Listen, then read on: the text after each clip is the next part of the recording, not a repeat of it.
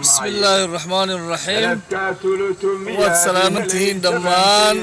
dadweynaha muslimiinta adduunka ku nool walaalayaal waxaan idin sheegayaa roobkii dhibicdii ugu horeysay ayaa inoo bilaamatay alxamdulillah alshukrillah ilaahay baa mahad u sugnaatay ilaaha raxmadiisa inoo shubay ilaahay waxaan ka baryaynaa inuu roobku inoo sii wado oo nimcadiisa gobolka abaaraha ka jiray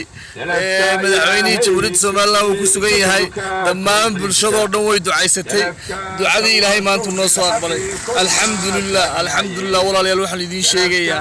idinkana inaad mahad naqdaan haddaad tihiin reer Burco iyo haddaad tihiin reer Soomaaliland iyo haddaad tihiin muslimiinta adduunka walaalayaal waxaan idinkala hadlayaa